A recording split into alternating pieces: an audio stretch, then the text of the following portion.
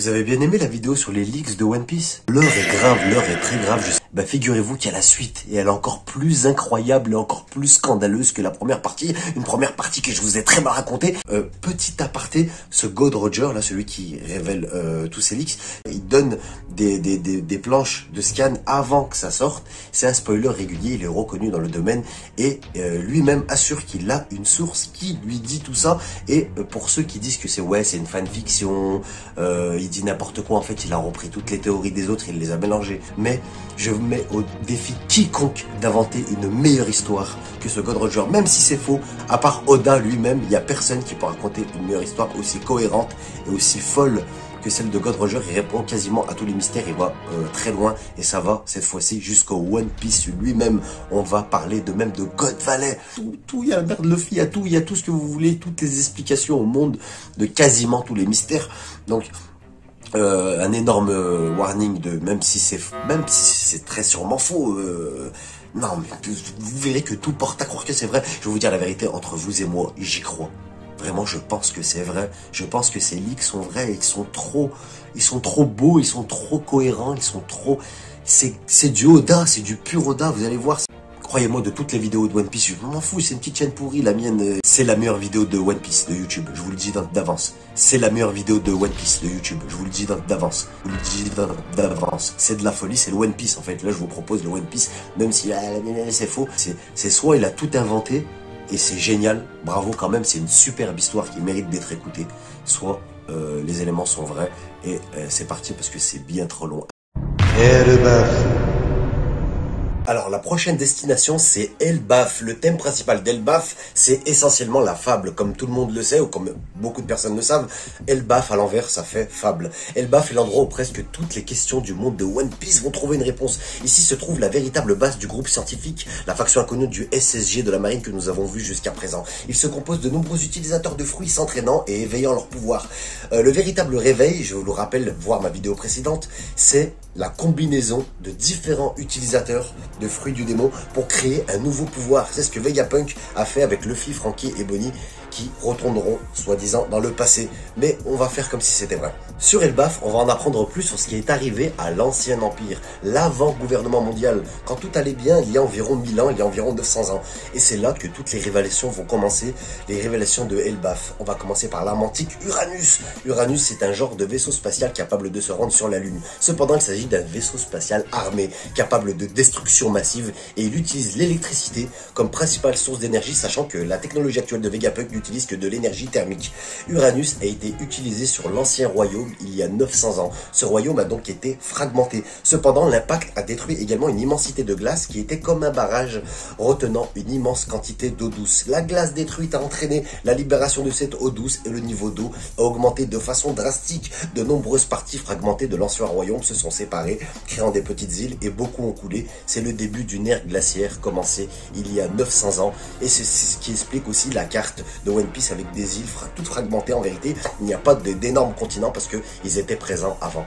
L'impact d'Uranus ainsi que le grand déluge ont conduit à la projection de débris et de poussière vers le ciel, couvrant une grande partie de la lumière du soleil. Le monde a ensuite connu 100 ans d'hiver dans l'obscurité. C'est ce qui s'est passé pendant le siècle oublié. Avec l'aide de Poséidon d'il y a 900 ans, qui se nomme Agashi, s'il vous plaît, en a son nom, le Noah qui transportait d'importantes reliques. Qu'est-ce qu'elles sont importantes ces reliques de l'ancien royaume a été emmené pour être caché sur l'île des hommes poissons. C'est ce qui explique la lettre d'excuse de Diras, parce que c'est plus Dria, c'est Diras maintenant, pour avoir été incapable de tenir sa promesse à Agashi. Il parle à Agashi, il dit qu'il est désolé et il lui fait savoir que dans 900 ans, un homme apparaîtra et remplira cette promesse, la promesse de laisser son peuple voir et sentir la chaleur du soleil. On va maintenant parler de Zunesha, il va avoir des révélations sur Zunesha. Zunesha est l'un des gardiens de l'ancien royaume, son maître est le clan Kozuki. On lui ordonne de protéger quelque chose mais il ne l'a pas fait. Cela a indirectement conduit à...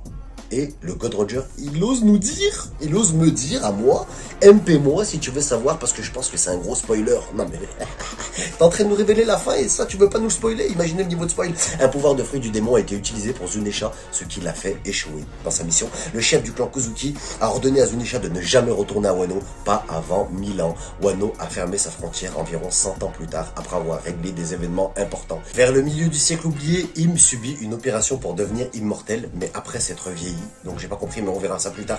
Joy Boy, donc Diras est vaincu. La rumeur commence à se répandre que dans plus de 800 ans, Nika réapparaîtra Ça arrive aux oreilles de Im, donc le grand nettoyage commence pour les prochaines décennies.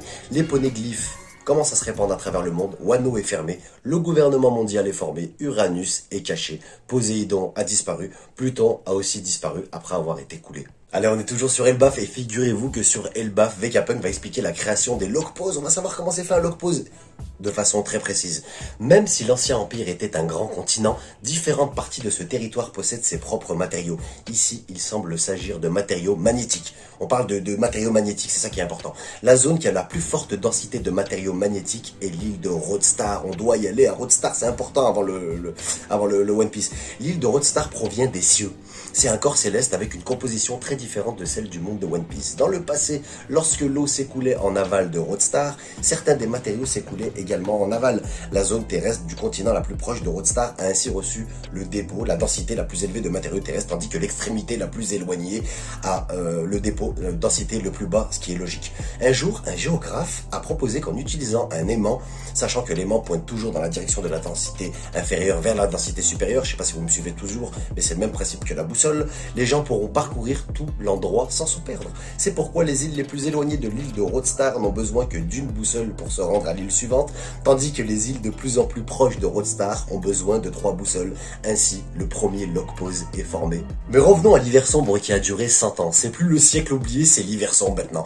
Pendant les 100 ans, de nombreux alliés de Diras ont été traqués et éliminés à travers les différentes terres fragmentées. De même, de nombreux alliés des 20 nations ont également été éliminés. Il y a eu trop de morts des deux côtés de la guerre, les corps ont été enterrés, mais en raison des 100 ans d'hiver très froid, les corps ne se sont pas décomposés, ils ont gelé. Les corps de certains individus sont honorés en secret et la rumeur commence à se propager jusqu'à venir aux oreilles d'Im. Et c'est ce que je vous ai dit tout à l'heure, la grande purification qui durera près d'un demi-siècle qui va commencer. Les corps de ces individus ont été volés et entreposés dans l'actuel glaciaire de Marijois, on y arrive. Mais le véritable secret de Marijois est en fait une source d'énergie créée par l'homme. Quelque chose comme une batterie, c'est ça la source qui parle Vegapunk, mais de type plus avancé, ce que je vous disais, mais on va aller dans les détails. Cette source d'énergie est capable de générer de l'électricité, ils connaissent pas l'électricité par elle-même, et c'est le seul moyen pour Uranus de fonctionner d'ailleurs. Lorsqu'elle n'est pas utilisée, la source d'énergie est stockée dans la chambre à glace où il y a le chapeau géant, car le froid aide à préserver la durée de vie de cette source d'énergie. Cependant, au cours du millénaire, la température du monde se redresse lentement et est beaucoup plus élevée que pendant le siècle oublié. Logique, la source d'énergie subit lentement une perte de puissance. La dernière fois que la chambre à glace a été recongelée, restaurée, à nouveau, c'était par l'ancien utilisateur du Ienomi, le fruit de Kusan, Aokiji. Juste au moment où le gouvernement mondial est sur le point de demander à Kusan de geler la chambre de glace à nouveau, Kusan ignore la source d'énergie mais il est conscient des corps gelés. Kusan s'est détourné vers le monde des pirates. Doflamingo est au courant à la fois des corps gelés et du but de la source d'énergie. C'est ça le secret qu'il a sur les Tenryubito, c'est ça le secret dont il parle. Le gouvernement panique maintenant parce que la source d'énergie peut s'épuiser avec le temps si la chambre n'est pas restaurée rapidement et on cherche du froid. Là, ça cherche du froid. Vegapunk n'est pas au courant de cette source d'énergie, on lui a caché, cette connaissance lui a été cachée.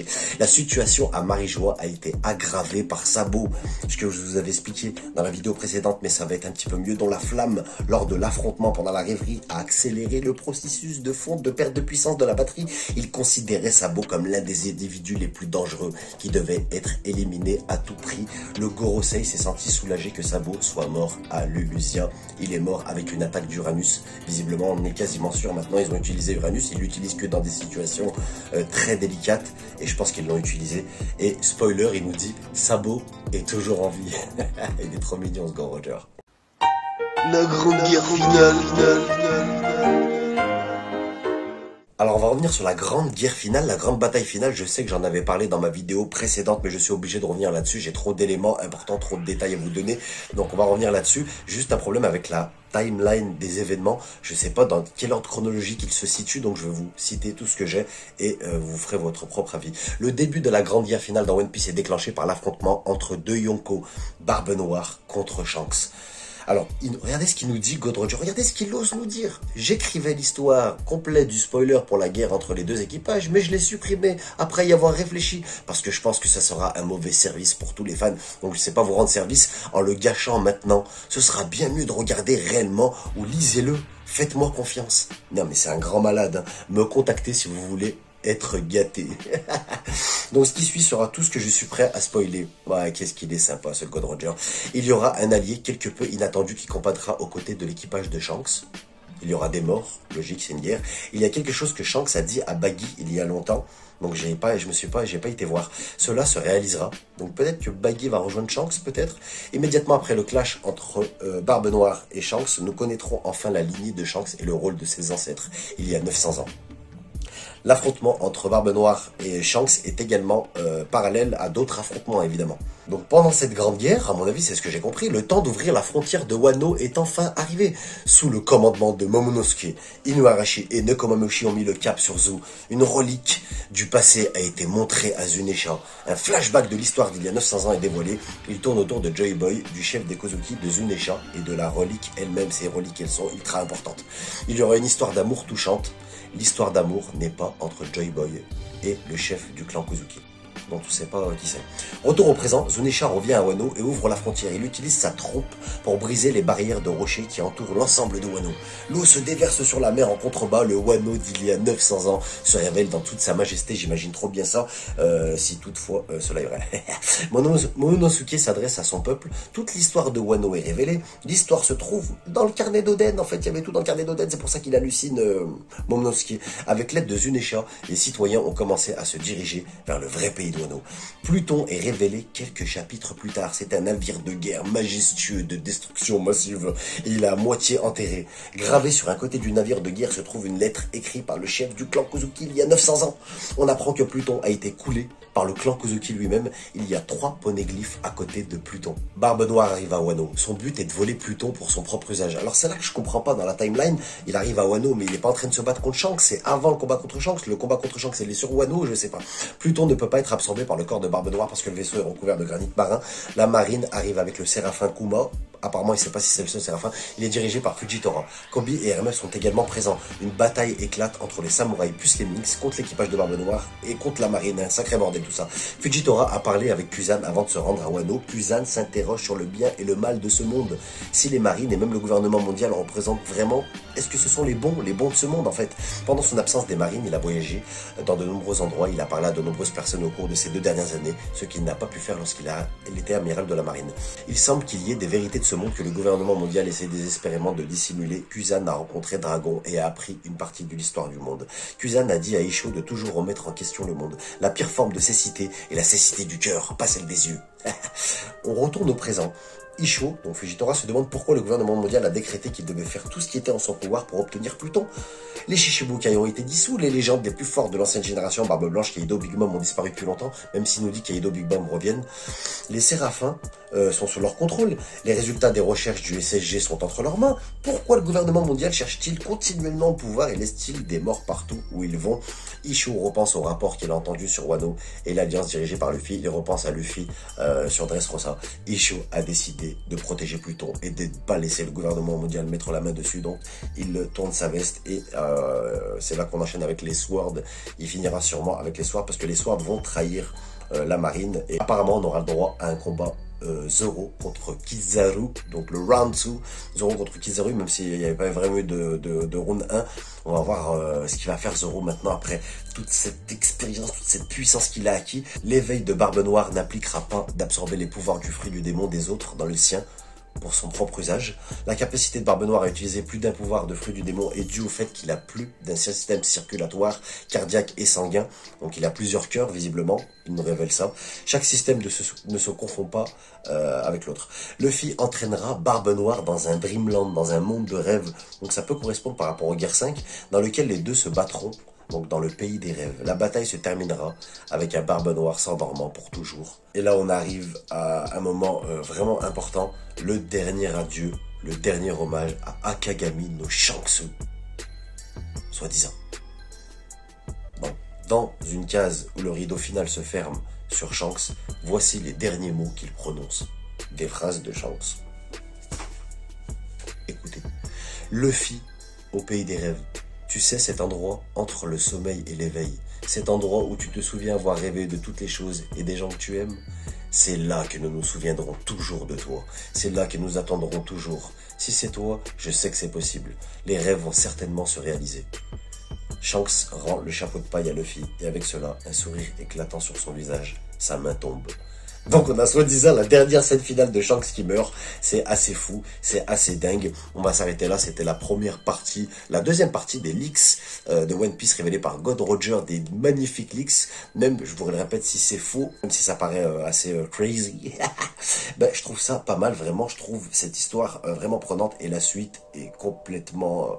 c'est incomparable avec ce que je viens de vous révéler. C'est sur le One Piece lui-même, la route, la dernière route pour aller au One Piece, dans les détails, c'est un truc de fou. Donc j'espère que vous avez aimé cette vidéo, sincèrement. Si, seulement si, on dirait une règle de Pythagore, hein. Vous avez aimé cette vidéo, abonnez-vous, mettez surtout un pouce en l'air. En fait, c'est pour le référencement, c'est pour faire péter le référencement, tu vois, pour que la vidéo soit référencée, pour que je fasse des vues, parce que tu sais, j'adore les likes. Non, vraiment, je fais ça en tant que fan, je sais que j'aurais pas dû, c'est n'importe quoi si c'est vrai d'avoir fait ça, vraiment. À mon avis, ça sera pas exactement ça.